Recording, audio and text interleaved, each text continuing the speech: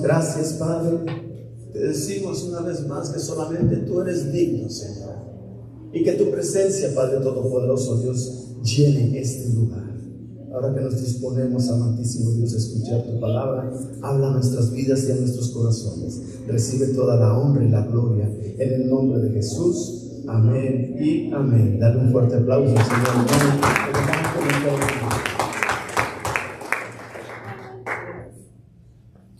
Qué bonito es alabar a Dios, y qué bonito que el Señor es tan humilde, que a Él lo que le importa es nuestro corazón, no en qué templo estemos, con qué instrumentos le estemos alabando, sino con nuestro corazón. Amén. No sé si han visto un video que anda por ahí de unos niños que tienen unas botellas así amarradas a unos palos y con unos buckets de pintura dándole a la batería y en una caja haciendo como que es el órgano, y están cantando esa canción The Goodness of God, pero la están cantando pero con todo su corazón, bien hermoso, que yo sé que el Señor está feliz recibiendo esta alabanza.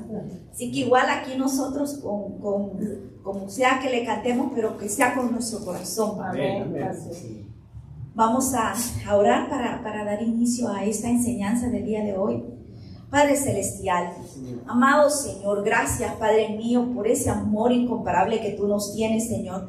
Gracias por esa sencillez, esa humildad, Padre, que nos la demuestras, nos la enseñas cada día, Padre, porque esos son ejemplos que tú quieres que nosotros llevemos en nuestra vida. Padre Celestial, gracias porque, como decías, alabanza, tú perdonas multitud de errores, Señor. Estamos a punto, Padre, de mirar eso en tu palabra, pero para que lo pongamos en nuestra vida como ejemplo de que no debemos hacer, Padre. Gracias, Señor, porque a ti te interesa tanto nuestro bienestar, nuestro caminar contigo, que por eso nos tienes ahora aquí, Señor, para traer tu palabra, para traer esa enseñanza, amado Dios. Abre nuestros oídos, pero sobre todo, abre nuestro corazón, Señor, para que esa palabra penetre aquí en nuestro corazón, Señor, y que no la olvidemos, Señor, que la pongamos en práctica cuando se lleguen las situaciones, Señor. Recordemos, Padre, de los errores que tú nos has mostrado y de las cosas que debemos hacer, Padre mío. Ayúdanos, Señor, porque te necesitamos día con día para caminar en ese camino de rectitud, Señor. Amado Dios, gracias una vez más. Te amamos, Señor. Te amamos con todo nuestro corazón, Señor. Gracias, mi Dios, gracias, Padre, porque solo tú eres digno de ese amor. Solo tú, Señor, porque solo tú has dado tu vida por nosotros, Señor. Gracias te damos, Señor, en el nombre de Jesús. Amén y amén. Bueno, el día de hoy vamos a estar hablando acerca del capítulo 29 del libro de Génesis.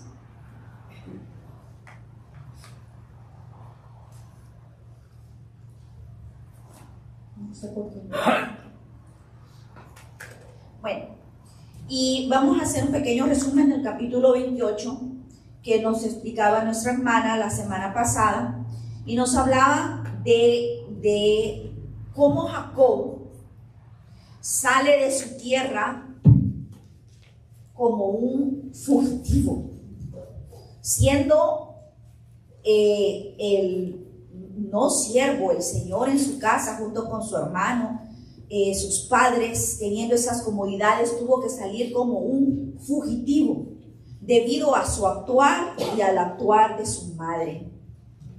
Dice que cuando él salió, obviamente si salió como un fugitivo, salió de repente porque sentía la amenaza de su hermano, amenaza de muerte, y no llevó nada consigo.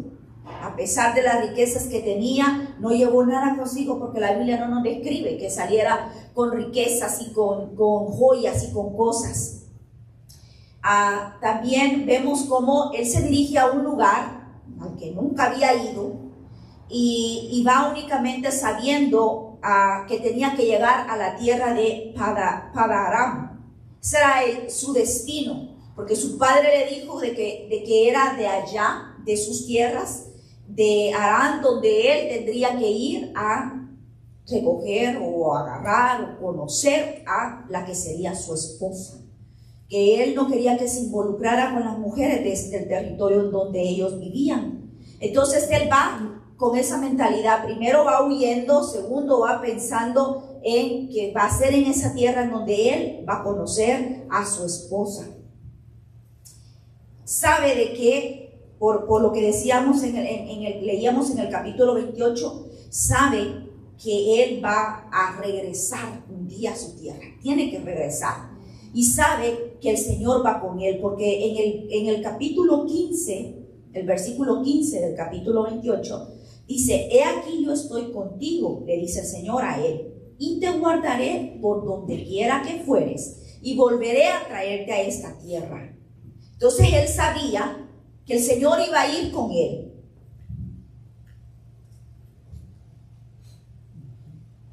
Él sabía que en todo el camino de donde él iba a recorrer, que ahorita estaba aquí en Betel, recuerda que ahí es donde el Señor le habló y le dio un sueño, y es donde le da esta profecía que estamos leyendo ahorita, o este mensaje donde le das esa promesa, haciéndole saber que él estará con él. Y es ahí donde Jacob le dice que si él hace estas cosas, él se compromete a que Dios sea el Dios de él, ya no solo el Dios de sus padres, pero el Dios de él, y se compromete también a que dará los diezmos de toda ganancia que él tenga.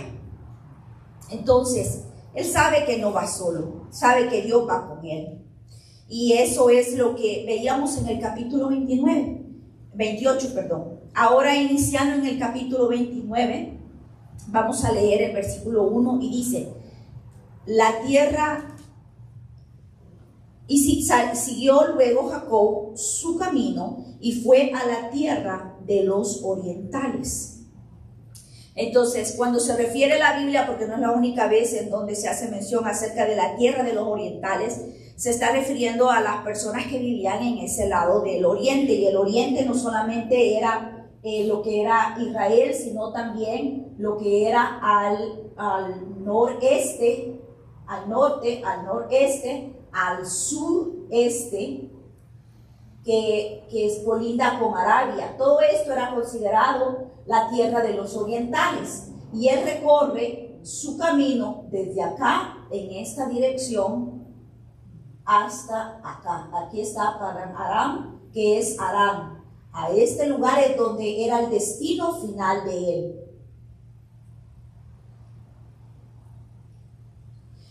Y veía yo que la distancia de aquí de donde salió hasta donde él tenía que llegar era aproximadamente 800 kilómetros.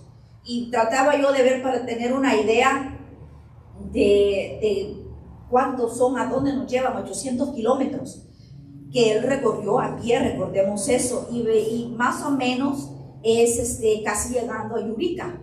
Para el que no sabe dónde está Yurica, pasado San Francisco. Entonces, desde aquí hasta allá, para que tengamos la idea, es lo que él iba recorriendo, caminando obviamente, ¿verdad? O si llevaba algún burro, no sé, no sabemos si llevaba algún burro, pero pues él tenía todo ese camino que recorrer, pero él sabía que Dios iba con él y que él iba a proveer. Recordemos que en esos tiempos no es que habían señales de hacia dónde ir, cuánto le falta para llegar, como ahora lo tenemos. No tenía ningún GPS ni nada. Entonces él iba así, esperando únicamente en Dios, porque de verdad no es que la Biblia nos relate de que en esos tiempos ellos salieran como nosotros lo hacemos ahora. Entonces a lo mejor no sabía exactamente la dirección, el camino para dónde ir. Solo sabía que ese era su destino final, porque ahí era donde Dios lo estaba mandando. Entonces en el versículo 2 dice: y miró y vio un pozo en el campo, y he aquí 3 rebaños de ovejas que yacían cerca de él, porque de aquel pozo abrevaban los ganados, y había una gran piedra sobre la boca del pozo.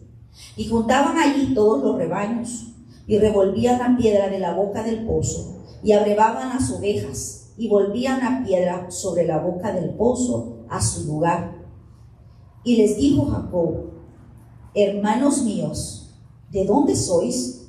Y ellos respondieron: de Harán somos.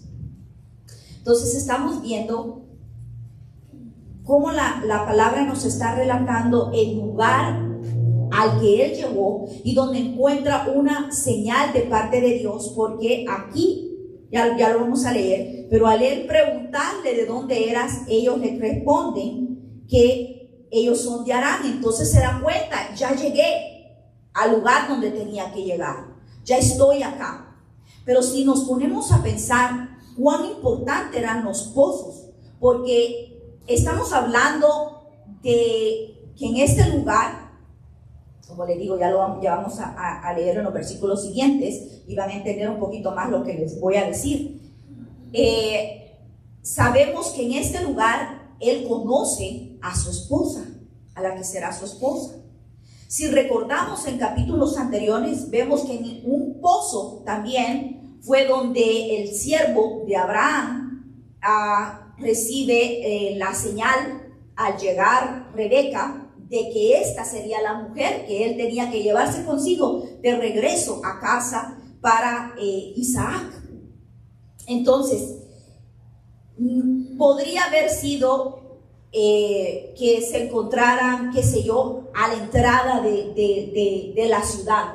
Recuerdan que eran lugares donde se congregaban. Recuerdan que cuando hablábamos acerca de Lot, se hacía mención de eso, de que se congregaban a la entrada de la ciudad. Si la Biblia nos habla de que estas cosas, estos acontecimientos que están pasando, se llevaron a cabo en un pozo, ¿verdad? A ese lugar fue donde Dios lo llevó. Las cosas no pasan por casualidad.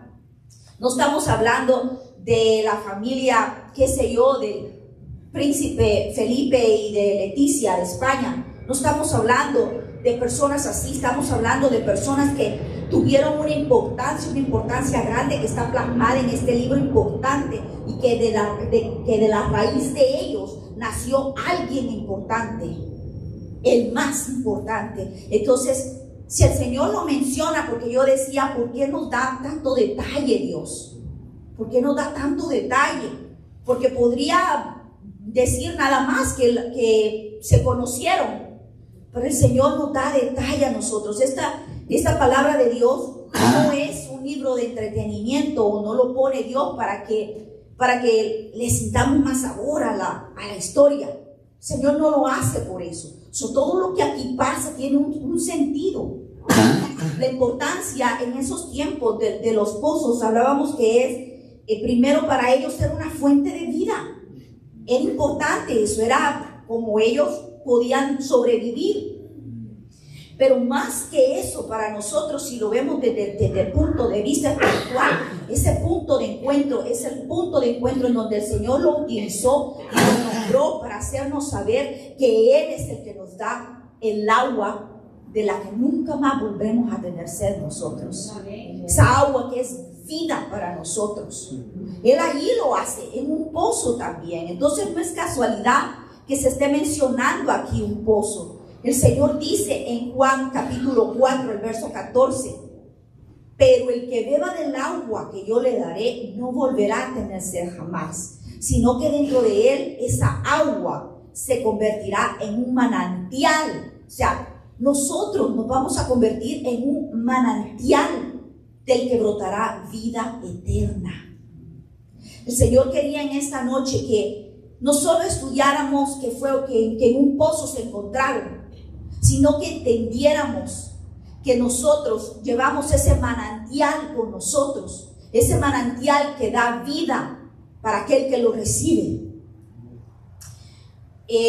Veía el testimonio de una presentadora de un programa cristiano muy famoso, muy conocido, y es una jovencita, y a ella le agarró el trabajo, y parte del trabajo de presentar el programa es que tienen un segmento en donde oran por enfermedades, lo que el Señor les dé a ellos, a los que están ahí presentes, y a través de ellos el Señor hace mención que está sanando cierta enfermedad. Le llaman the word of knowledge, le llaman ellos a ese segmento, y ellos reciben en ese momento a quien el Señor está sanando.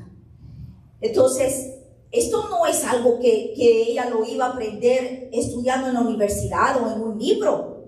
Y ella dijo, ¿cómo voy a llegar a ese punto si todos los que se presentan tienen que hacer esa parte? Pero ¿cómo la hago?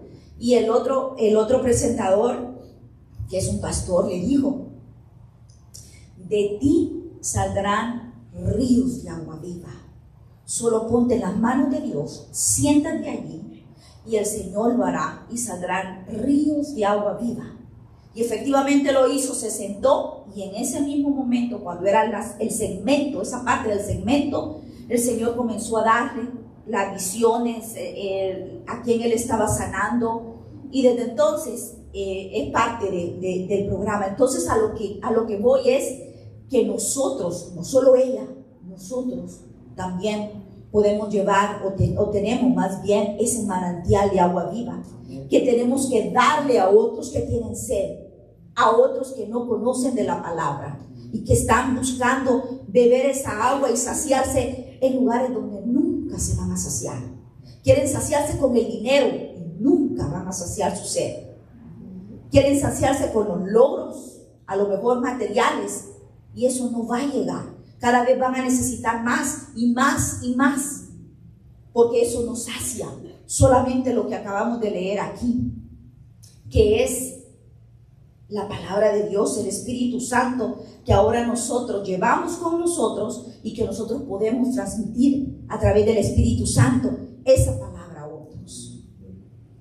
Entonces continuemos, y en el versículo 5 dice, Él les dijo, ¿conocéis a Labán, hijo de Nacor? Y ellos dijeron, sí le conocemos. Y él les dijo, ¿está bien? Y ellos dijeron, bien. Y he aquí, Raquel su hija viene con las ovejas. Y él dijo, he aquí, es aún muy de día, no es tiempo todavía de recoger el ganado, abrevad las ovejas e ir a apacentarlas. O sea, en pocas palabras, estaba sorprendido de ver los que estaban ahí sin hacer nada, con el montón de ovejas allí y ellos ahí sentados, porque dijo, es todavía, el día no se acaba, ¿por qué están aquí? Y ellos respondieron, no podemos hasta que se junten todos los rebaños y remuevan la piedra de la boca del pozo, para que abrevemos las ovejas. Mientras él aún hablaba con ellos, Raquel vino con el rebaño de su padre, porque ella era la pastora.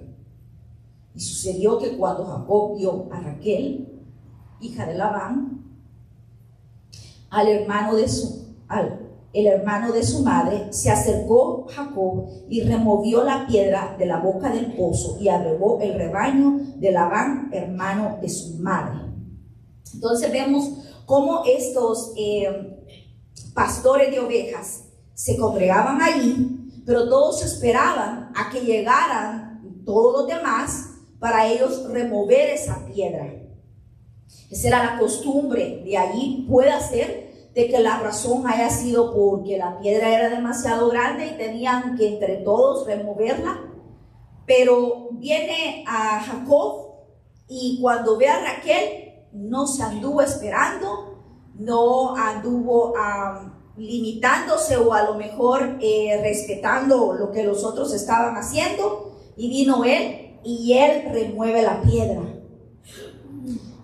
No sabemos si lo hizo por impresionarla o por qué, pero simplemente esto nos describe que a lo mejor él era un hombre fuerte, porque si los otros lo hacían con el interés de que entre todos removerla, pues Jacob lo hizo solo. Y dice el versículo 11: y Jacob besó a Raquel y alzó su voz y lloró. Ese beso que le da a Raquel es un beso como fraternal, ¿verdad? Un beso como de recibimiento, de alegría de haberla visto. Y dice que llora. Y seguramente la razón por la que él lloró es porque él ve la fidelidad de Dios. Porque ahí él estaba viendo ya otra parte de lo que el Señor le había prometido. Aquí respondía.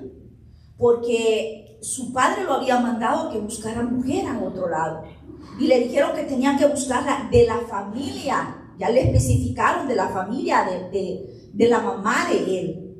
Y llega ella, no solamente llegó al lugar correcto y pregunta por Labán y le dicen que sí lo conocen. Y ahora, ok, ya estoy con la certeza de que estoy en el lugar correcto. Pero ahora también ve que viene Raquel. Y dice que él llora, su corazón se conmueve de verla. Se conmueve seguramente porque él ve la fidelidad de Dios. El Dios que ha venido con él, ha venido supliendo, porque obviamente si ha llegado es porque el Señor ha cumplido lo que él le dijo. Que le dijo que él le supliría en todo el trayecto. Él estaría con él. Y si nos ponemos a pensar, ¿a cuántos, como a Jacob, el Señor nos ha sacado de nuestra tierra y nos ha sacado para traernos a cumplir el propósito de Él? Y en ese trayecto hemos conocido, por ejemplo, yo a mi esposo, que aquí fue que lo conocí, pero el plan del Señor, por lo menos en mi caso, era de conocerle a Él, de venir a encontrarlo a Él. Porque en mi tierra sí yo había oído hablar del Señor, pero yo no tenía una relación con Él. Y Él sabrá por qué me hizo venir hasta aquí, para aquí, ponerme ese tiempo de necesidad en la que fue donde, como yo le busqué, porque así fue que llegué a Él. Entonces, ¿a cuántos el Señor nos ha tenido que sacar para cumplir el propósito? Para podernos tener a lo mejor enfocados en lo que Él quiere. A muchos, hasta inclusive los ha tenido que llevar a la cárcel, porque ahí es el único lugar en donde ellos pueden estar enfocados en Él, porque en las calles los distraen muchas cosas. Entonces, el Señor es así con nosotros. Él busca, hace la manera para que nosotros le sigamos el plan, para que lograr cumplir ese plan. De verdad que Dios es tan misericordioso, porque estamos hablando de una familia de hijos, de personas, como decía la alabanza, con multitud de errores. Multitud de errores. Sin embargo, eso no ha evitado que el Señor cumpliera su plan. Nunca evitó eso. ¿Se imagina si el Señor estuviera esperando perfección para poder cumplir el plan que tiene para nuestra vida? Con nadie lo pudiera hacer, con ninguno.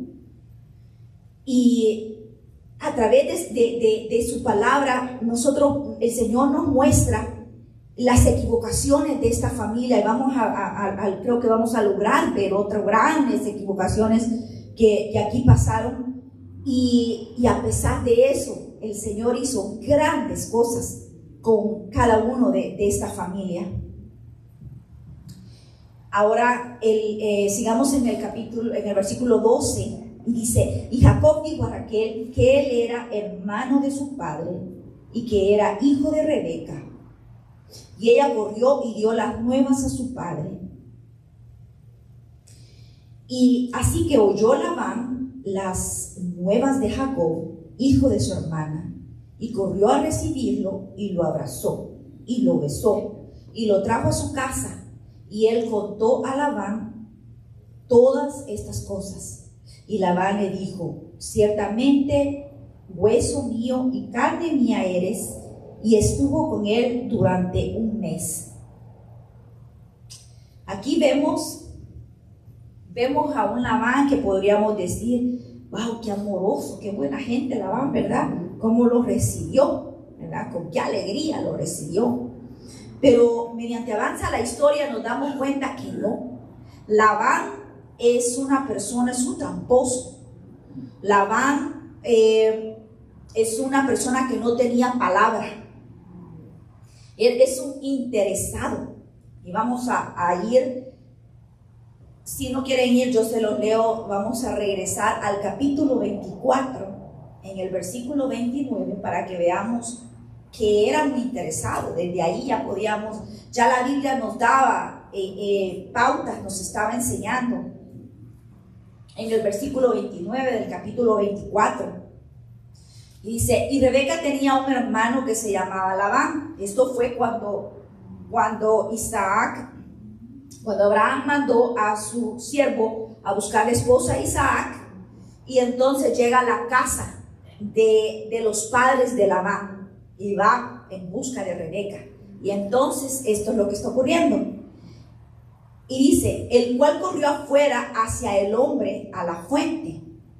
Y cuando vio el pendiente y los brazaletes en las manos de su hermana, que decía: así me habló aquel hombre, vino a él, y he aquí que estaba con los camellos junto a la fuente, y le dijo: ven, bendito de Jehová, ¿por qué estás afuera?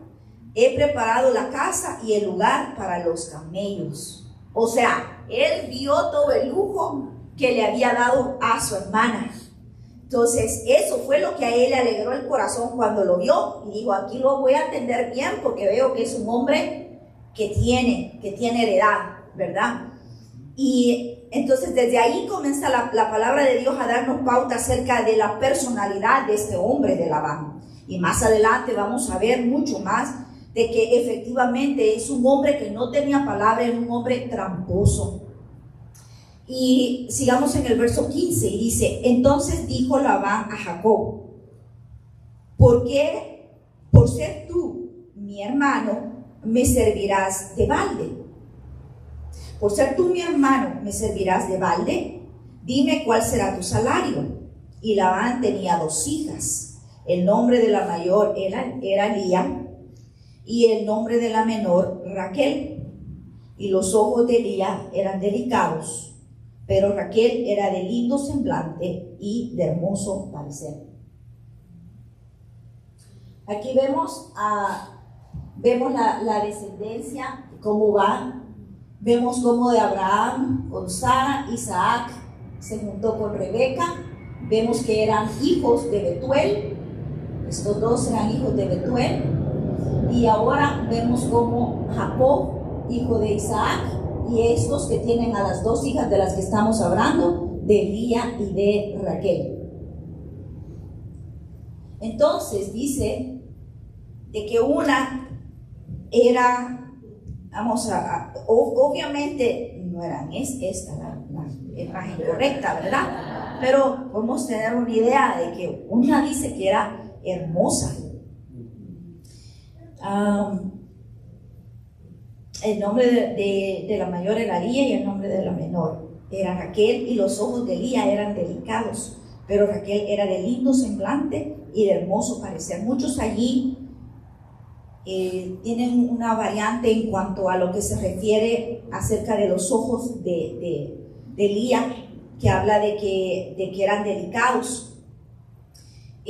Muchos creen de que era un poco visca, que a eso se refiere con delicados, pero la palabra aquí dice, si vamos a otra versión, a la versión Nueva Internacional, dice: Lía tenía ojos bonitos, mientras que Raquel era una mujer muy hermosa. Entonces, por otras versiones que estaba leyendo, yo más me inclinaría a decirles, y por la versión que acabamos de leer ahorita, que era que sus ojos eran atractivos, eran delicados, como dice aquí, ¿verdad? Pero dice que Raquel era muy hermosa. Entonces, obviamente, Jacob se ve atraído hacia aquella mujer hermosa. Se ve atraído hacia Raquel. Y sigamos en el verso 18 y dice: y Jacob amó a Raquel y dijo: yo te serviré 7 años por Raquel, tu hija menor. Y Labán respondió: mejor es que te la dé a ti y no que la dé a otro hombre, y quédate conmigo. Así sirvió Jacob por Raquel 7 años. Y le parecieron como pocos días, porque la amaba. Entonces, aquí Labán, cuando propuso esto, claro que lo estaba haciendo, vean, ya él se había quedado un mes con Labán, un mes. Él sabía de la familia, de dónde venía. Él sabía que la familia de Jacob tenía dinero. Él sabía que eran una personas adineradas. Se habían llevado a su hermana y de entrada habían llegado con pendientes y lujos, y sabía de la vida que tenía su hermana, y estos eran los 2 hijos, los herederos de ellos. Labán sabía quién era este y le convenía el usar a sus hijas, el darle a sus hijas, pero él lo hace de manera que porque sabía también que no llevaba nada con él, y en aquellos tiempos se acostumbraba que tenía que dar una dote, algo, por las hijas. Entonces, ¿qué podía darle trabajo? Y aquí Jacob se compromete y le dice que le va a dar 7 años de trabajo por su hija. Y dice, y recalca aquí, que para él se le hicieron pocos días. Se le hicieron nada, no se le hizo mucho la carga de tener que trabajar por ella. Y era simplemente por el amor, por el deseo de convivir con ella, que a él no se le hizo nada. Y se imagina si un humano pecador, no se le hace nada, esforzarse, esperar por ella, trabajar por ella. Imagínense a Dios, cuánto más Dios ha hecho por nosotros, por ese amor tan grande que Él tiene por nosotros, que nos lo demuestra cada día. Yo me pregunto, porque estaba haciéndome la pregunta a mí misma, ¿cuánto tiempo el Señor tuvo que esperar por mí? ¿Cuánto tuvo que esperar el Señor por ustedes, por cada uno de ustedes?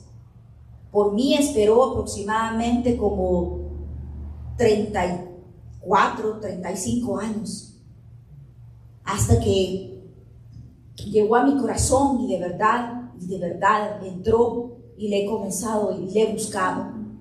¿Cuánto el Señor ha esperado por ustedes? ¿Cuánto el Señor ha hecho por nosotros? ¿Cuántas veces nosotros le despreciamos? ¿Cuántas veces nosotros le despreciamos a Él? Despreciamos cuando nos llegaban a hablar del Evangelio y lo tomábamos por menos, como nos pasa ahora cuando le hablamos a algunos de nuestras familias, que lo toman como nada, no les interesa. ¿Cuántas veces nosotros a lo mejor hicimos eso y el Señor insistiendo, trabajando, mandándonos personas, ayudándonos, perdonándonos por ese amor que nos tiene? Dice Primera de Corintios,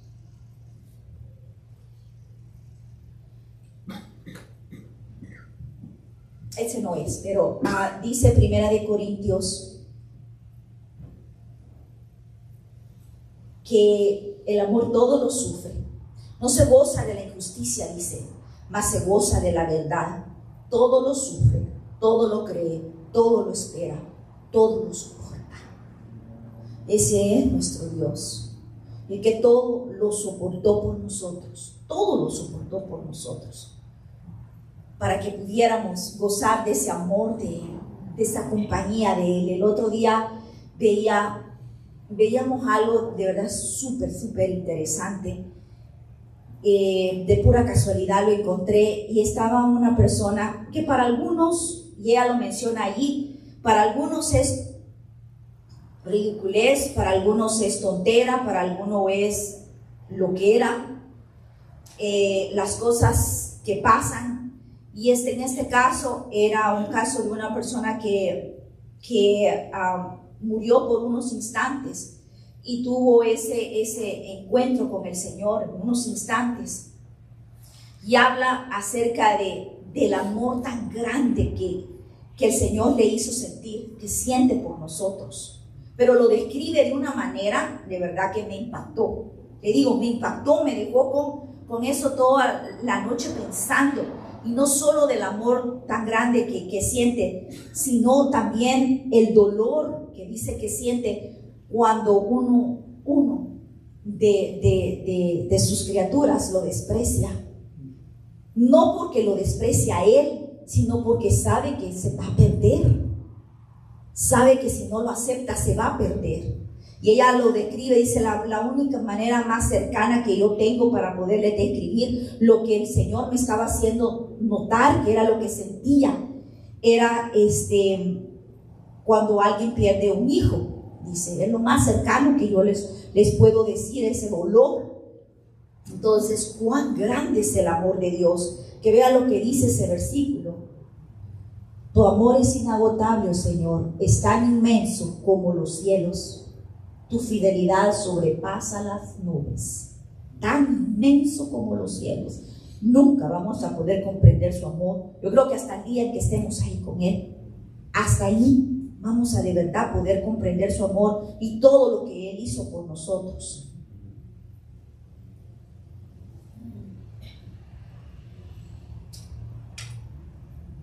Ahora continuemos en el versículo 21. Y dice, entonces dijo Jacob a Labán, dame mi mujer porque mi tiempo se ha cumplido para unirme a ella. Entonces Labán juntó a todos los varones de aquel lugar e hizo banquete. Y sucedió que a la noche tomó a Lía, su hija, y se la trajo, y él se llevó a ella. Y dio Labán su sierva Zilpa y su hija Lía por criada. Venida la mañana, he aquí que era Lía, y Jacob dijo a Labán, ¿qué es esto que me has hecho? ¿No te he servido por Raquel? ¿Por qué pues me has engañado? Y Labán respondió, no se hace así en nuestro lugar, que se dé la menor antes que la mayor. ¿Ustedes creen que obviamente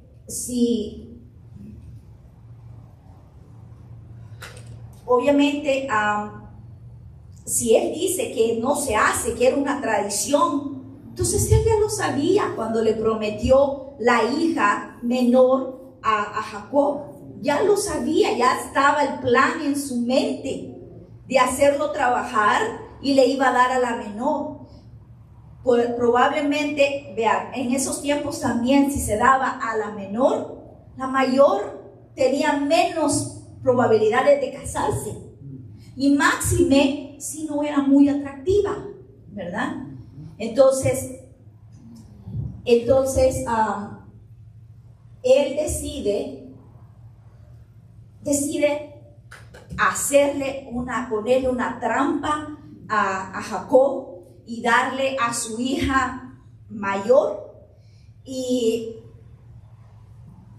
como les digo, ya él lo hizo con la intención. Primero le había dicho, mejor te la doy a ti antes que a cualquier otro, porque sabía la familia a la que se la estaba dando. Segundo, le da primero a la mayor, porque sabía que él a quien quería y por quien había esperado y trabajado 7 años, era por la menor. Obviamente iba a hacer lo mismo por ella, iba a seguir insistiendo, pero ya iba a tener a la otra casada. Él le hizo una trampa y le hizo lo mismo que él le había hecho a su hermano y con su padre, la mentira, la trampa que le jugaron con su madre a Isaac, su padre, le sucedió a él también. El que juega con engaño termina siendo engañado. La palabra dice de que cuando nosotros cosechamos lo que sembramos. Este hombre recibió exactamente lo que él había hecho. Entonces podemos ver cómo estas no eran personas perfectas. No estamos hablando de una familia súper importante y no eran perfectos. Y no nos muestra el Señor para que sigamos el ejemplo de ser tramposos, sino obviamente todo lo contrario, de darnos cuenta que si sembramos maldad, vamos a cosechar maldad. La palabra nos lo dice y este es un ejemplo clarísimo. Dice en Gálatas capítulo 6, el versículo 7 dice: no os engañéis, Dios no puede ser burlado, pues todo lo que el hombre sembrase, esto también segará. Y también nos dice en Oseas: pero ustedes sembraron maldad, cosecharon crímenes y comieron el fruto de la mentira, porque confiaron en sus carros y en la multitud de sus guerreros. Dice: cosecharon crímenes, sembraron maldad y cosecharon crímenes. Entonces estamos viendo cómo Jacob cosechó de lo que había sembrado.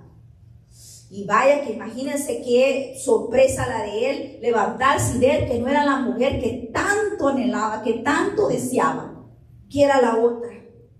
Y para ella, pongámonos en el lugar de ella también, saber que él había estado trabajando por su hermana, no por ella. Ella sabía que no era amada, sabía que se la estaba, porque tuvo que haber ido a decir su padre a ella: tú vas a ir en esta noche nupcial, tú eres la que vas a ir. Ella sabía que no era por ella por la que había estado trabajando, sabía que no era ella a la que amaba. Pero veamos cómo dice que hicieron banquete. Seguramente había alcohol. Cuando se hablaba de banquete tomaban vino, para que él no se haya percatado, no se haya dado cuenta de que no era ella. En esos tiempos obviamente no era no es que en esos 7 años tuvieron un noviazgo y la pudo conocer, no sé, más cercanamente, pero sí vivían en el mismo lugar, sí sabía cómo era. Y que no haya notado que no era ella, esto nos hace ver que muy seguramente no estaba en sus 5 sentidos cuando esto ocurre. Entonces, sabemos que el alcohol hace muchas cosas malas, que menos en este tiempo, en un acontecimiento tan importante, no estar con sobriedad, ¿se pueden imaginar? Entonces viene y se encuentra casado con una mujer a la que no ama, y ella con un hombre que no la ama. Qué tremendo debe de ser eso. Ahora sigamos. El verso 27 dice: cumple la semana de esta y se te dará también la otra, por el servicio que hagas conmigo otros 7 años. Cuando le dice cumple la semana de esta, yo estaba investigando y dice que en las costumbres judías del matrimonio, la novia y el novio después de casarse pasaban una semana, o sea 7 días, para conocerse ellos antes de hacer su aparición pública como esposos. Entonces le está diciendo: cumple con este tiempo, ya que lo cumpliste, entonces vas a comenzar nuevamente a trabajar, a esforzarte si quieres tener a la otra. Miren la trampa que le jugó este hombre. Y entonces en el versículo 28 dice: e hizo Jacob así y cumplió la semana de aquella, y él dio a Raquel su hija por mujer, y dio Labán a Raquel su hija, su sierva, y dio a Raquel su hija, su sierva Bilha, por criada, y se llegó también a Raquel y la amó también más que a Lía, y sirvió a Labán aún otros 7 años. Entonces vemos que este matrimonio ya había empezado mal. Primero sin amor, se casó primero con Lía, luego viene al matrimonio y viene otra persona a agregarse, una tercera persona.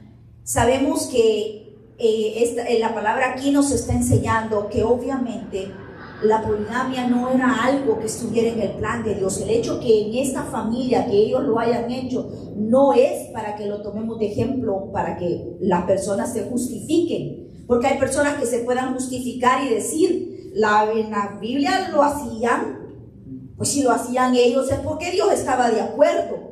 Nada aquí nos dice que el Señor estaba de acuerdo con esto, porque si nos fijamos en los principios, en Génesis, en el capítulo 2, el versículo 24, el Señor es claro y dice: por tanto dejará el hombre a su padre y su madre y se unirá a su mujer y será una sola carne. No puede ser una sola carne con tres, ¿verdad?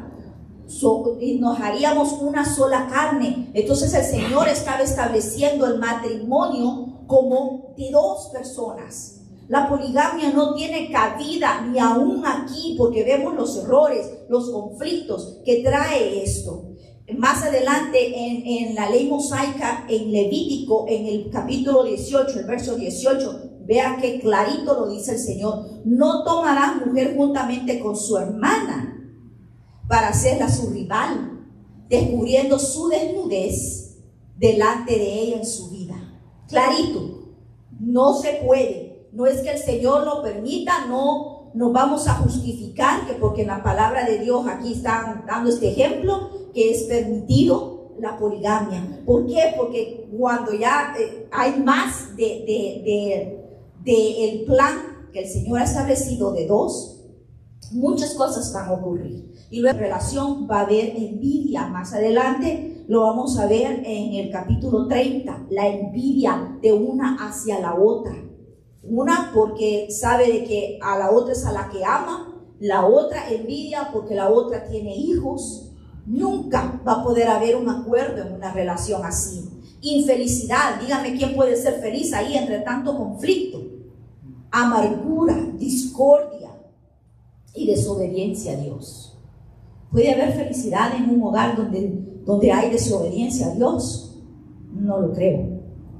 Entonces, estos son uno de los pocos razones por qué la poligamia no es permitida. Y de ahí ya casi terminamos este capítulo y dice en el versículo 31: y vio Jehová que Lía era menospreciada y le dio hijos, pero Raquel era estéril. Y concibió Lía y dio a luz un hijo y llamó su nombre Rubén, porque dijo: ha mirado Jehová mi aflicción, ahora por tanto me amará mi marido. Concibió otra vez y dio a luz un hijo y dijo: por cuanto oyó Jehová que yo era menospreciada, me ha dado también y llamó su nombre Simeón. Y concibió otra vez y dio a luz un hijo y dijo: ahora esta vez se unirá mi marido conmigo, porque le he dado a luz 3 hijos. Por tanto llamó su nombre Leví. Ella con esperanza de que con este hijo él me va a amar, con este hijo le doy otro hijo, él me va a amar. Y vemos que ya llevaba 3 y la situación no había cambiado. Y dice el versículo 34: y concibió otra vez y dio a luz un hijo y dijo: ahora esta vez se unirá mi marido conmigo, porque le he dado a luz 3 hijos. Por tanto llamó su nombre Leví. Y concibió otra vez y dio a luz un hijo y dijo: esta vez alabaré a Jehová. Por esto llamó su nombre Judá y dejó de dar a luz. Vemos cómo esta mujer, con esperanza de que este hombre la amara, le daba hijos. Y esto es un ejemplo de que a veces las personas, mujeres, pensamos de que al darle hijos al hombre va a cambiar la situación, va a tener el amor. Eso es mentira. Vemos cómo más adelante nos damos cuenta de cómo él se acuesta con otras también. También es una mentira que el diablo a veces le pone a uno, haciéndole creer de que únicamente por amor se va a acostar con uno. Y no es así. Dice que los hombres, generalmente el 58% de los hombres se acuestan con las mujeres aún, aunque no la quieran o hasta que ni les guste. Entonces, no es algo, no es no es un ejemplo a seguir lo que aquí está pasando, mas sin embargo ella nombró a sus hijos de acuerdo a lo que su corazón estaba sintiendo, esa tristeza y ese dolor que ella sentía, pero ella buscaba a Dios, y dice que Dios vio su necesidad, su dolor, y entonces así fue nombrando a sus hijos, y dice que en el cuarto ella alaba a Dios y le llama a Judá, y nosotros sabemos que nuestro Señor Jesucristo proviene de esa tribu de Judá, de esta, no de la amada, sino de la despreciada. El Señor hizo grandísimas cosas que llegar al mismísimo Señor Jesucristo. El Señor puede levantar a aquel al que cualquiera lo mira por menospreciado, lo puede levantar y llegar a cumplir su plan.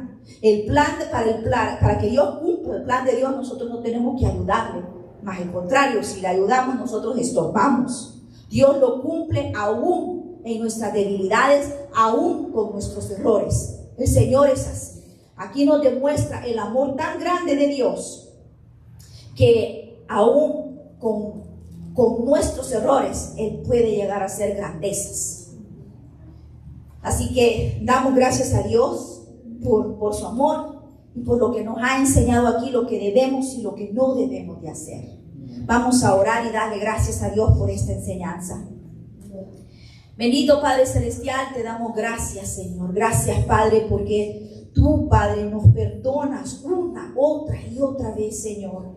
Gracias, Padre, porque tú nos das consejos, Señor. Ayúdanos a atesorar esto que acabamos de aprender, Padre. Ayúdanos a que sea esto, Padre mío, una manera de guiarnos para no cometer estos errores que aquí se hicieron, Padre. Señor, gracias porque tú aún al que es menospreciado, Señor, tú lo levantas, tú lo pones en grande, Señor. Tú, Señor, para ti no hay impedimentos, Señor. Tú puedes hacer de nosotros, cumplir tus planes con nosotros, Padre. Aún con nuestros errores, Padre, aún con nuestras debilidades, en tus manos nos ponemos, Señor. Te damos gracias, Padre mío. Gracias por tu amor infinito, Padre. En el nombre de Jesús, amén y amén. Señor, bendiga.